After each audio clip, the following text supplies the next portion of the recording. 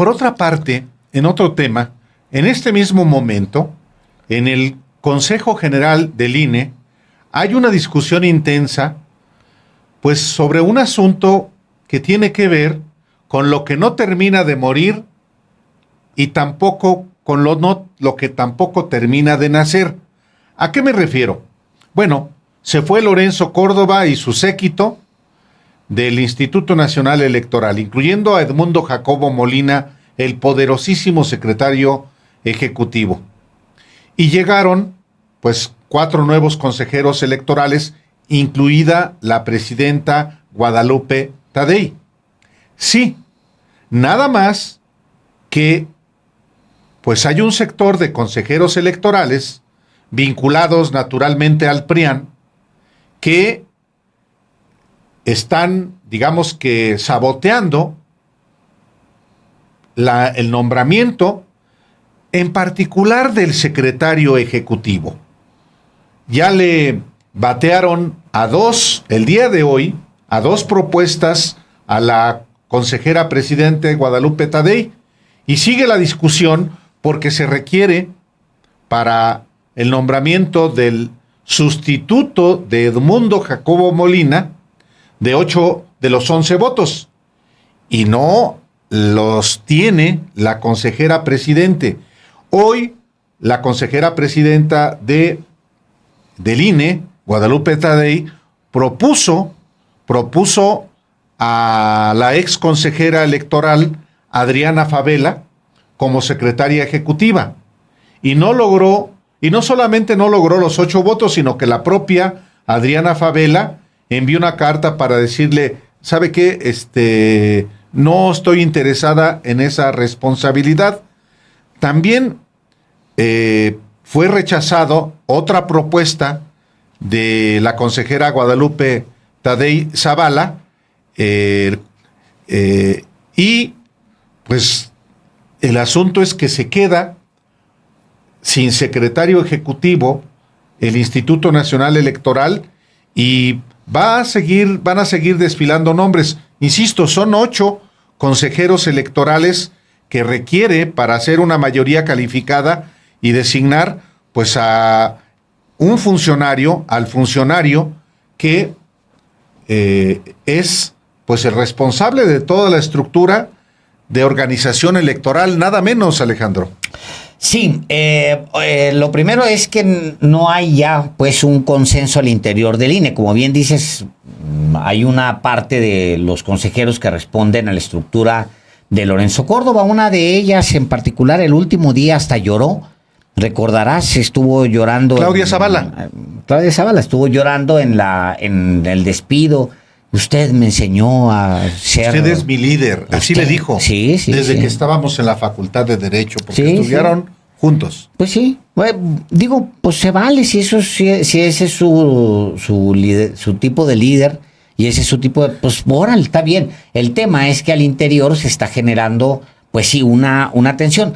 Ahora, creo que va a ser a la larga, visto en el tiempo, va a ser más saludable que Guadalupe Tadei se vea obligada a generar los consensos al interior, dialogar más para lograr consensos. Y yo creo que eso que veíamos con Lorenzo Córdoba no era saludable. ¿Qué era lo que veíamos con Lorenzo Córdoba? Lo mismo que se veía y que ha criticado Andrés Manuel López Obrador con los secretarios de Hacienda. Los presupuestos pasaban unánime, o sea, llegaban al Congreso el presupuesto de egresos de la Federación, llegaban al Congreso, como ya había un repartidero de dinero para los diputados, los moches, los llamados moches, pues obviamente pasaban esos presupuestos, pues con 501 votos. No, hasta el señor que iba pasando por ahí le tocaba algo de lana y ¡pum! Votaba en una... No, aunque son 500 diputados, 501 voto, porque el señor que andaba pasando, él le tocó un billete, vámonos. Llegó a haber 501 diputados. Había es una anécdota de la picaresca parlamentaria, porque en la 57 legislatura de la Cámara de Diputados, entre el 1997 y el año 2000, pues obviamente son 500 diputados, pero había un tipo que era suplente, no recuerdo si de Pablo Gómez, era del PRD, sinaloense él, y le decían el diputado 501. Ese diputado 501, cuyo nombre no recuerdo en este momento, estaba ahí siempre en el pleno de la Cámara de Diputados. Y lo mandaban por los cacahuates y bueno, lo estoy exagerando. Total, cuando le tocó ser titular, terminó votando con el PRI. Y ya se fue al PRI. Pero era el diputado 501, efectivamente. Llegó a tener 501 diputados la Cámara. Bueno, 502, pues votaban a favor del presupuesto de egresos de la Federación, porque pues ya llegaban planchados, como se le conoce. Pues llegaban muy acordados y llegaban muy centaviados los presupuestos, pues que obviamente si le daban a los diputados tanto dinero para que fueran a hacer negocios con las constructoras, supuestamente a generar obra en sus municipios, y luego regresaban pues a votar, pues obviamente votaban sí. Lo que pasaba en el INE de Lorenzo Córdoba era algo muy parecido. Al final se trataban de consejeros que recibían junto con él pues salarios extravagantes, siguen recibiendo. Digo, porque sabemos que Guadalupe Tadei, aquí no lo dijo, decidió no ganar más que el presidente, pero los demás siguen ganando más que el presidente. ¿Qué te pasa? Es decir, se mantienen con los salarios de Lorenzo Córdoba. Entonces, todos los que estaban ahí estaban en ese consenso, todos los que estaban y están ahí, porque nomás salieron 3, recordemos, apenas este año. Todos los que siguen ahí, pues son consejeros que estaban de acuerdo con Lorenzo Córdoba en ganar la millonada, y entonces, obvio, Lorenzo Córdoba, todo lo que hacían en el INE salía pues firmado por todos. Se firmaron desplegados súper polémicos, se aprobaron cosas, se mandaron, o sea, yo creo que es saludable, pues en resumen, que Guadalupe Tadei se enfrente a esa estructura y termine, tiempo tiene, va a terminar rompiéndola.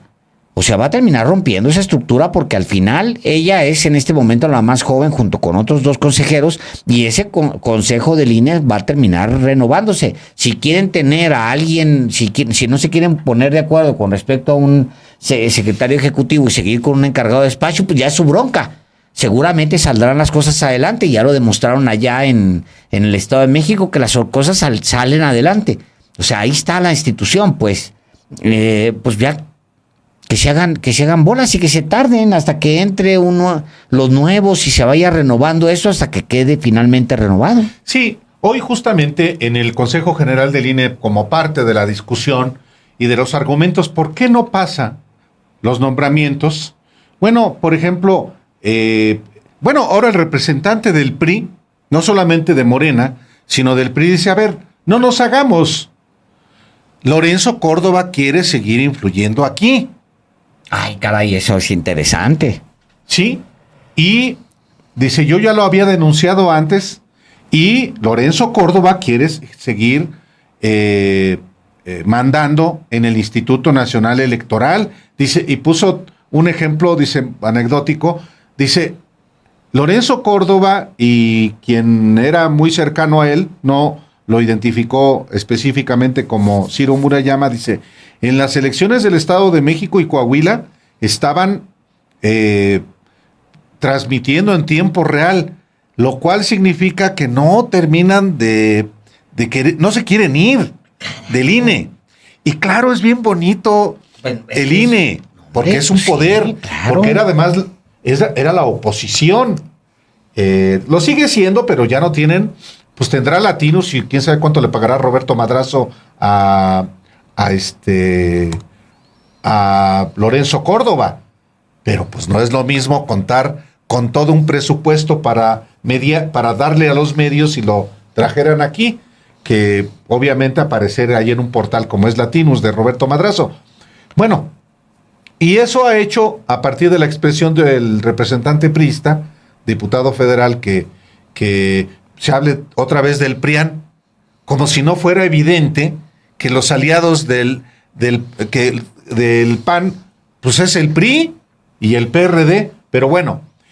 Y Alejandro, también es interesante cómo hoy mismo La Jornada publica una nota en el sentido que Edmundo Jacobo Molina, junto con otros funcionarios de Lorenzo Córdoba, correcto, sí, crearon una empresa para litigar electoralmente.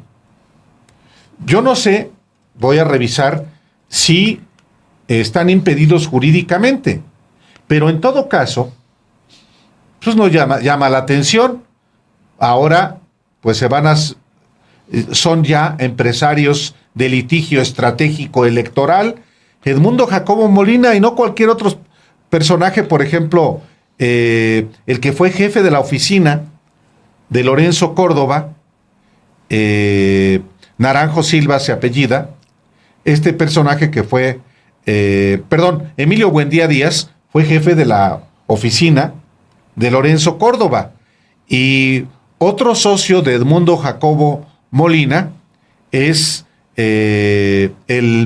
fue quien era titular de la Unidad Técnica de lo Contencioso Electoral, es decir, el que atendía todos los litigios. Este personaje se llama Carlos Ferrer Silva. Y además de Carlos Ferrer Silva, Emilio Buendía Díaz, que fue, insisto, el jefe de la oficina de Lorenzo Córdoba, y Edmundo Jacobo Molina. Digo, están naturalmente en su derecho de hacer. Hay que ver si no incurren en conflicto de interés, porque pueden eventualmente atender asuntos. Pues en el fondo lo es, Álvaro. Pues sí. En el fondo lo es, pero a ellos no les importa esa parte.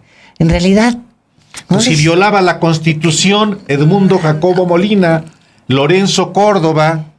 O sea, se ampararon para violar la Constitución, por más ilógico Pues que sí, parezca. pues sí, o sea, tiene ellos, a ellos en realidad no les importa, ya se organizaron, efectivamente, me llamó mucho la atención, porque al final se trata de Ernesto Zedillo, entregando los trenes a un grupo concreto de empresarios y luego yéndose a trabajar en sus consejos de administración. Es exactamente lo mismo, hombre. Es la puerta giratoria. O sea, es exactamente lo mismo. Se están yendo a un negocio relacionado al que estaban. Y obviamente les voy a decir quiénes van a ser sus clientes. De una vez se los digo. ¿El PRIAN? Le sirvieron al PRIAN cuando estaban ahí, se salen, y esa es la puerta giratoria, Álvaro. O sea, se salen y van a servirle al PRIAN. O al Partido Movimiento Ciudadano, que es sí, otro. Que es parte que también de es esa parte misma, del MAC-PRIAN. Sí. Sí, exacto. Entonces, al final, Álvaro, es una manera. Primero, se quedaron enamorados, Álvaro, del negocio. Del billete. Del billete. Saben que ahí hay dinero. Ya están en sus ocupaciones privadas, ¿no? O sea, ya están. No se van a dedicar a poner una desponchadora. No se van a dedicar a poner una fábrica de galletas. Tienen a vender dinero. Tamales, como dijo un ministro de la Corte. En su caso, a poner una fábrica de tamales, no se van a dedicar. Son gente con mucho dinero. No se van a dedicar a, ¿qué te gusta? ¿Alguna actividad productiva? A dar clases en la UNAM. A dar clases en la UNAM. No se van a dedicar a eso. Se van a dedicar al negocio que conocen mejor. Como negocio. Porque como negocio lo conocen mejor. Se van a dedicar al tema electoral. Ese ha sido su negocio durante mucho tiempo y ese negocio no lo quieren soltar. ¿Cómo lo van a soltar? Pues si es su especialidad. Rápido, un despacho. Es la puerta giratoria. No les da vergüenza tampoco, porque también podría. Hombre, qué vergüenza les va a dar. Como tú dices, si no les dio vergüenza violar la Constitución, hombre, ¿qué le va a dar vergüenza cobrarle al PRAN, al PRI, al PRD, si existe, si sobrevive, millones de pesos de las multimillonarias prerrogativas que reciben? Totalmente. Y de hecho leo, Álvaro, de Fabiola Martínez en el periódico La Jornada, leo a lo mejor 3 párrafos que yo creo que vale la pena resaltar. Dice, son 5, para que usted se dé cuenta, fíjense, ¿vieron el negocio en las elecciones? Desde antes lo estaban fildeando, como se dice, y ahí está. Sí.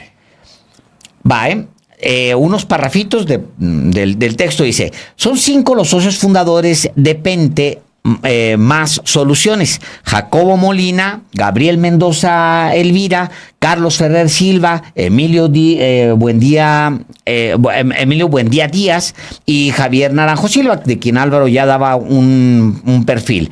Bueno, y luego un poquito más adelante dice, acorde con el reglamento interno del INE, el director jurídico tiene bajo su responsabilidad de ejercer la figura de representante legal para la defensa de los intereses del instituto.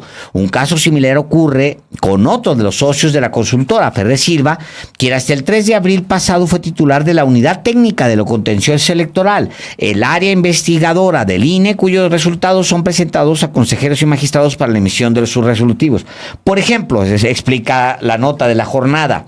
Por ejemplo, si un partido político interpone una denuncia contra otro, toca a la UTCE, es decir, la Unidad Técnica del Contencioso Electoral, indagar y hacer el proyecto de dictamen, el cual es sometido a consideración de los 3 consejeros que integran la Comisión de Quejas y Denuncias del INE para conceder o no medidas cautelares. Pueden ser del retiro de propaganda dentro de un procedimiento sancionador. Este mismo documento, elaborado por la mencionada unidad, pasa al Tribunal Electoral del Poder Judicial de la Federación como un elemento para determinar si el acusado cometió una infracción. Actualmente las áreas tienen encargados que hasta hace poco eran subalternos de 3 de los 5 socios de la consultora. Es decir, a ver, lo voy a decir de esta manera. Ellos administraban esa área de lo contencioso. Jurídico, que es el lo que área, litiga. Correcto, el área jurídica, ¿no? Un partido, voy a poner un nombre de un partido X, el PAN, se inconformaba y ponía se quejaba ante la unidad técnica de lo contencioso. Quienes determinaban eran los miembros de esa unidad si esa queja de ese partido político procedía o no. Bueno, esta estructura ahora tiene un paralelo afuera, que le va a dar... Se volvió una empresa privada. Se volvió una empresa... Esta oficina, con Edmundos Jacobos, todos los personajes, ya se Lorenzos. volvió... Los Lorenzos Córdobas. Los Lorenzos ya tienen su oficina, una calca de esta acá afuera. Pero espérense tantito. Allá adentro, como le decíamos hace un momento, y como mejor ejemplo es lo que le pasó hoy a Tadei, que no pudo aprobar los nombramientos del secretario ejecutivo, entre otros, que son 3 los que mencionabas. ¿Y por qué? Pues porque adentro tienen ellos en el INE, tienen ellos a sus representantes, a gente que sirvió para ellos, gente que lloró como esta consejera electoral por ellos. Entonces ahora tienen un negocio paralelo al INE. Fíjese nada más usted para que se dé cuenta. Tienen un negocio paralelo al INE. Van a cobrarle a partidos políticos por litigar adentro del INE. Y espérate tantito, Álvaro. Ese despacho se va a brincar hacia otro aliado del PRIAN. Porque de ahí a donde brincan es al Tribunal Electoral. O sea, si la bronca trasciende al tribunal, se va a esta unidad de lo contencioso adentro del INE, se van al Tribunal Electoral, en donde también están sus amigos. Claro. No, si es una chulada. Es una fuente de puras monedas de oro. No es una fuente de agua. De esta fuente, de la empresa de estos 5 exfuncionarios del INE encabezados por Edmundo Jacobo, brotan, emergen, pues, monedas o lingotes de oro. Ahí está el negocio. Pues claro. Hay que poner, obviamente, la lupa en estos personajes, y que, claro, van a tener, pues, como clientes principales, no solamente los partidos, Alejandro. A particulares. A particulares. Claro, que pues los Claudios X González, los Larrea, todos los multimillonarios de México que les interese algo, aunque no sean partidos políticos, aunque no sean ellos políticos, con tal de estar influyendo, Claro. desembolsando el billete que sea con tal de entorpecer el desarrollo de la democracia. Claro. Ese es el asunto. No solamente pueden ser los partidos políticos de la oposición, también los grupos de presión, los grupos de interés, los poderes de facto. Bueno, Alejandro, hasta TV Azteca, Televisa o cualquier medio de comunicación que se vea afectado por una sanción por no transmitir, por ejemplo, las pautas a las que están obligadas por ley, tienen de su lado a quienes conocen muy bien cómo opera el INE y cómo opera el Tribunal Electoral, y pueden efectivamente, pues, por lo menos no ser sancionados en lo inmediato y patear el bote hasta que ya no exista cuarta transformación. Tal cual. Mira, Álvaro, temas importantes. Por ejemplo, el caso de Buendía es Buendía, ¿no? Buendía es el jefe, que fue jefe de la oficina de Lorenzo Córdoba. El que estaba junto con Lorenzo Córdoba ahí, del cual ya habíamos hablado nosotros aquí, sí. más o menos de manera amplia. Él venía del Tribunal Electoral. Nos llamó mucho la atención en su momento porque él venía del Tribunal Electoral. Él había estado en una de las salas del Tribunal Electoral, en la sala superior del Tribunal Electoral del Poder Judicial de la Federación. Después se va con Lorenzo Córdoba a manejar sus asuntos. Bueno, el personaje es socio ahora de esta empresa que va a litigar. Ahora, Álvaro, hay obviamente hay hubo un intento de este gobierno de tratar de limitar, recuerde usted, de tratar de limitar que los servidores públicos brincaran, acuérdese usted de esto, porque es muy importante, brincaran de una oficina como sucedía la puerta giratoria inmediata. Yo soy Luis Telles, termino de ser secretario de Energía. Me voy a trabajar a una empresa energética francesa o española o estadounidense.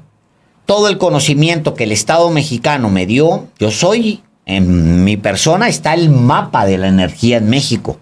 Yo lo conocí de primera mano. Yo fui el secretario. Yo generé las políticas públicas. Yo fui el que negoció con los diputados para que se hicieran tales y tales leyes. Ahora esas leyes, ya en el sector privado, las aprovecho. Que eso es lo que hicieron permanentemente. Durante años y años, eso es el neoliberalismo. Me salgo y me voy y entonces ya fui funcionario, bueno, ahora lo aplico. Cuando empieza este gobierno, hay el presidente anuncia, te vas a acordar, la limitante de 10 años para que un servidor público saliendo no pudiera ser contratado, contratarse en el sector privado. Entonces, ¿cómo es que estos personajes pueden ahora mismo irse al sector privado? La Suprema Corte, la Suprema Corte de Justicia de la Nación echó para atrás esa legislación y obviamente ahora estamos en un limbo raro porque no sabemos si aplicó lo anterior, si aplica lo anterior, porque así pasaba, Álvaro. ¿Te acuerdas que en algún momento nos lo contaron justo en la Corte? Nos lo contaron así. La Corte echa para atrás esta reforma. Entonces, ¿qué es lo que sucede? Se aplica la anterior norma. Sí, o sea, no hay problema. Decir, no tienen problema. No, pues sí. Es muy importante el dato. Es muy importante porque entrando el presidente López Obrador intentó ponerle un candado para que no hubiera cedillazos, calderonazos, Luis Tellezazos, todos, pues, Queselzazos, ¿no? No, Georgina Kessel, secretaria de Energía de Felipe Calderón, empleada hasta la fecha de Iberdrola. El propio Calderón. Aunque diga, Iberdrola. No, yo me esperé 2 años para poderme contratar. Primo hermano, perdón, me persino. Señor Calderón, no sea cínico. Sí, bueno, pues tal cual, Álvaro. O sea, ahora estos personajes, nomás para que se dé cuenta, se vuelven adictos del dinero público. Ese es el problema. Se vuelven adictos como los medios de comunicación. Y del privado, Alejandro. Del dinero también. público y también del privado. Del dinero, Álvaro. Como dicen en mi tierra, se quedan engridos porque se ingrieron con el dinero público y como ya no tienen, pues el privado, ¿qué va a ser al final de cuentas dinero público si es de los partidos políticos? Porque ¿a poco los Chucho Zambrano sacan de su bolsillo? O los No, Marco sigue siendo, Cordero. claro, sigue siendo, Claro. pues, sigue siendo dinero público. Sí. Claro. Y ahora. Y hasta los Claudio X que no pagan impuestos o no pagaban impuestos, pues es finalmente dinero público, pues sí. Pues sí, ese es el asunto. Es muy interesante lo que le estamos a ustedes contando, porque, híjole, mano. Pero sí es. De hecho, por eso está pasando lo que está pasando en el INE. Y por eso no querían, por eso se aferraban a que el INE no se toca. El INE no se toca, el INE no se toca. Pues sí se toca. Y no se resignan a haber perdido ese gran partido político que era el INE. Y todavía hay facciones que actúan de manera análoga. Yo creo que estamos también en un proceso de transformación del propio INE, exigiéndole, como siempre, a esa institución que actúe conforme a lo que establece la Constitución y la ley, y no como actuaban los antecesores, particularmente Lorenzo Córdoba y su séquito, de manera facciosa, de manera inconstitucional, no solamente en términos de lo que ganaban, sino con un comportamiento faccioso, incluyendo al secretario ejecutivo Edmundo Jacobo Molina.